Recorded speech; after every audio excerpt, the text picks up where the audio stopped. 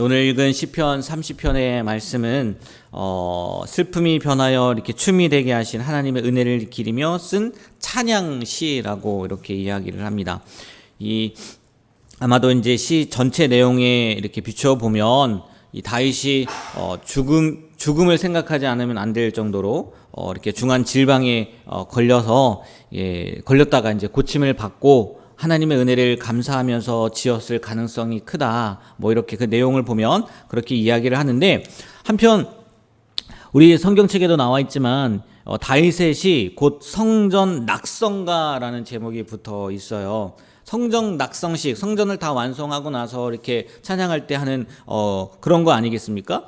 근데 우리가 알다시피 다윗 때에는 성전을 짓지 않았단 말이에요. 지을 수도 없었죠. 하나님께서 못 짓게 하셨으니까. 그리고 또 내용을 보더라도 성전 건축과는 아무런 연관이 없어요. 조금 전에 말씀드렸던 것처럼 아마도 다윗이 중한 질병에 걸렸다가 고침을 받고 하나님 앞에 감사한 찬양시다라고 얘기를 했는데도 불구하고 왜 성전 낙성가라고 이렇게 기록이 되었나? 그러니까 이건 후대에 우리 바벨론 포로 기간을 거쳐서 다시 돌아와서 스룹바벨 성전이라고 해서 성전을 짓지 않습니까?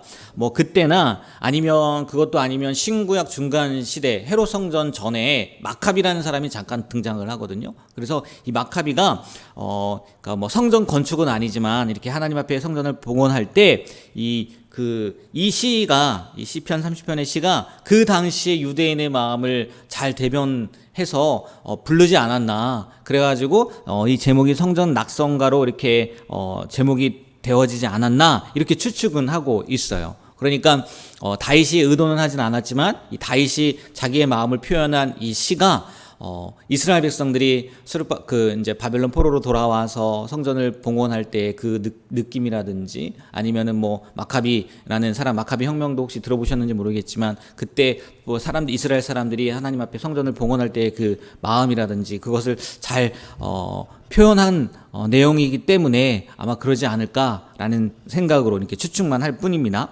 내용을 살펴보면요. 먼저 오늘 1절부터 12절까지인데 1절부터 3절은 중한 질병에 걸려서 거의 무덤의 문턱에까지 이르렀던 다윗이 하나님의 은혜로 고침을 받은 것을 회상하며 부르는 감사의 그 내용이 나오고, 그다음에 4절부터 5절은 다윗이 이제 백성들을 향해서 하나님의 노용은 잠깐이다. 그리고 대신 그 은총은 영원합니다. 하나님께 감사와 찬양을 우리는 돌려야 되지 않겠느냐라고 이렇게 권유하는 그런 내용이고, 마지막 6절부터 17절은 좀 이따도 말씀을 드리겠지만 이 다윗이 교만으로 인해서 하나님의 노염을 사서 이제 중한 질병에 걸려 죽음의 위기에 처했다가 하나님의 은혜로 구원받고 기쁨을 회복하게 되기까지의 그 내용들, 그 경이라고 해야 되나요? 그런 것들을 소개하면서 마지막으로 하나님 앞에 영원한 찬양을 드립니다. 그것을 다짐하는 내용이 오늘 시편 30편의 전체 내용이에요. 이 말씀을 보면서 두 가지, 세 가지를 말씀을 드리려고 하는데, 먼저요, 2절부터 3절을 보면 2절에 다윗이 그렇게 고백을 합니다. 여호와 내 하나님이여 내가 주께 부르짖음에 나를 고치셨다고 얘기를 해요. 그런데요, 여기서 다윗이 하나님께 부르짖을 때는요, 3절을 보면요, 주께서 내 영혼을 스울에서 끌어내어 나를 살리사 무덤으로 내려가지 아니하게 하셨나이다. 자기의 형편을 좀 설명하는 거잖아요. 그래서 이거를 이제 중한 질병에 걸렸다라고도 이야기를 하는데, 그만큼 다윗은 죽지는 않았지만 스울이 어디예요? 무덤이란 말이에요. 아니 지옥 이렇게 생각해도 된단 말이에요. 그냥 죽지는 않았지만 거의 죽은 것과 같은 상태에 있었던 것 같아요. 그런데 그런 상태에 다윗이 누구를 불렀다는 거예요? 하나님을 불렀다는 거죠. 포기하지 않았다는 거예요. 하나님을 부르는 것을. 우리도요, 다윗처럼 아무런 희망도 가질 수 없는 그 절망의 자리 처할 수 있다는 거죠. 근데 우리가 알다시피 또 계속해서 반복되는 이야기이긴 하지만 가장 절망적이라고 느끼는 그 순간에 우리는 어떻게 해야 될까요? 더 하나님께 의지해야 된다는 거죠. 왜요? 우리가 의지할 분은요, 하나님밖에 없는 거잖아요. 또 사람들은요, 위기에 처했을 때 그런 얘기다 하잖아요. 물에 빠지면 모래도 잡는다고요? 지푸라기라도 잡는다고 얘기를 하잖아요. 구원의 빛이 보이지 않으면요, 무언가라도, 그러니까 진짜 조금의 빛 빛이 보이기라도 하면 그것을 잡고자 하는 마음이 우리에게 있단 말이에요. 때문에 우리가요, 전적으로 하나님만 의지하지 않고 전적으로 하나님만을 신뢰하지 않으면요, 그런 위기의 순간에 다윗처럼 하나님께 부르짖기보다는 누구를 부르짖을 확률이 높을까요? 내 옆에 보이는 지푸라기. 네. 이게요, 별거 아닌 것 같기는 하지만 정말 계속 대내야 돼요. 절망적일 때 나는 하나님을 바라봐야 된다.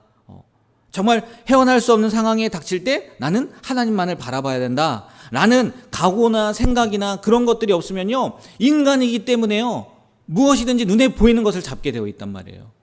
오늘 다윗이 음부, 수월, 지옥과 같은 상황 가운데에서도 누구를 바라봤다고요? 하나님을 바라봤단 말이에요.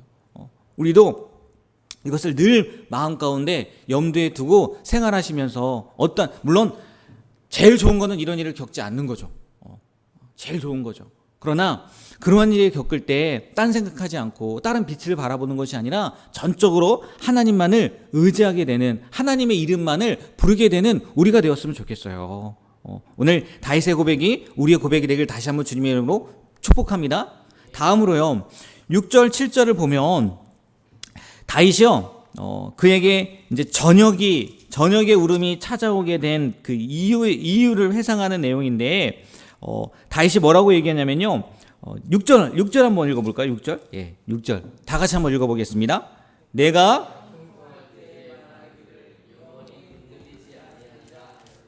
아멘. 정말 이렇게 돼야 되는데, 다윗이요, 하나님의 그 은혜로 형통한 때를 만났단 말이에요. 그리고 그 형통할 때에요, 뭐라고 고백했다고요? 영원히 흔들리지 아니하리라 라고 고백을 했어요. 무슨 얘기냐면, 형통한 때를 만났는데 그게 자기의 마음이 흔들리지 않는다는 얘기가 아니라 그 형통함이 영원히 흔들리지 아니하리라 라고 말을 하는 거예요. 무슨 얘기예요? 이 교만인 거죠, 교만. 그 형통이 누구로부터 온 거예요? 하나님으로부터 온 거란 말이에요. 근데 형통을 경험하고 나니까 자기 생각에 이 형통함이 영원할 거야 라는 생각을 갖고 있었다는 거예요. 이게 다윗만 이런 게 아니라 우리도 그럴 수 있어요. 우리도 처음에요, 형통함을 하나님께서 주실 때 우리의 마음 가운데 어떤 생각이 들까요? 이 형통함은 하나님의 은혜다, 하나님이 주신 거다 라는 생각을 당연히 가질 수밖에 없어요. 믿음을 가진 사람이면, 하나님을 구하는 사람이라면요, 당연히 그럴 수밖에 없어요. 그런데 그 형통함이 계속 지속되다 보면은 내 마음 가운데 하나님의 은혜보다는 이 형통함에 눈이 멀게 되어 있다는 거죠. 다윗뿐만이 아니라 우리도 그렇다는 거예요. 그래서요, 어떻게 보면요, 성도들에게 있어서 이 형통할 때가요, 가장 위험할 때다라고 하기도 해요. 형통할 때가. 왜? 아까 처음에 다윗이 그 수월에 빠지게 되었습니다. 그 어려움에 처했습니다. 어려움에 처하게 됐을 때 누굴 바라봐요? 하나님을 바라봐요.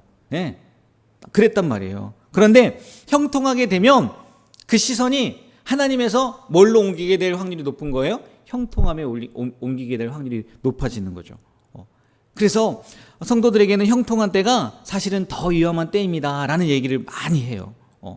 그러니까요, 우리는 어떻게 해야 되겠어요? 늘 형통할 때에도 깨어서 사도 바울이 얘기한 것처럼 자기가 복음을 전하면서도 오히려 멸망할까봐 자신의 몸을 매일 쳐서 복종한다고 얘기를 하잖아요. 우리도요, 그래야 되죠.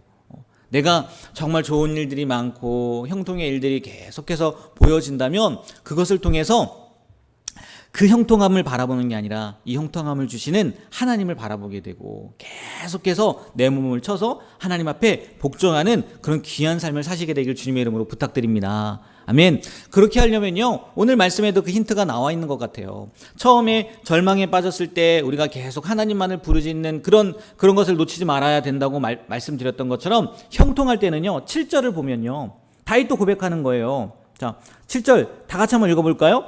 여호와여, 주의 은혜로 나를 산같이 굳게 세우셨더니 내가 근심하였나이다.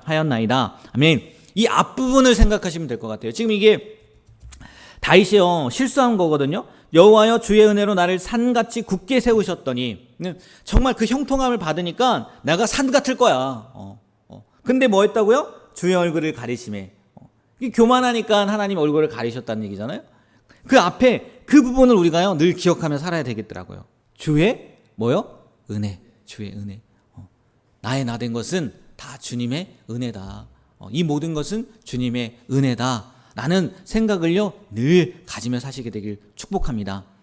하나님의 이름을 부름으로 말미암아 어려울 때도 정말 지푸라기 같은 다른 빛을 바라보는 게 아니라 하나님을 바라보게 되고, 또 형통할 때에도 늘 내 몸을 쳐서 복종하는데 그 안에 하나님의 은혜를 기억함으로요 우리가요 힘들 때나 또 형통할 때나 흔들리지 않고 하나님을 바라보며 하나님을 놓치지 않는 그런 귀한 삶을 사시게 되길 주님의 이름으로 부탁드립니다. 네, 그리고 마지막 하나만 더 말씀을 드리면요, 8절에서 10절 말씀을 보면 다윗이 죽음의 위기에 이제 처해서 하나님께 자신을 살려주실 것을 간청하고 있는데, 그 이유가 뭐냐면요 9절 하반절, 전 이 말씀이 눈에 확 들어오더라고요. 9절에 하반절 한번 보세요. 아니 그냥 9절을 한번 다 같이 한번 읽어볼게요. 9절을 다 같이 읽겠습니다. 내가 무덤에 내려갈 때에 나의 피가 무슨 유익이 있으리요? 진토가 어떻게 주를 찬송하며 주의 진리를 선포하리까?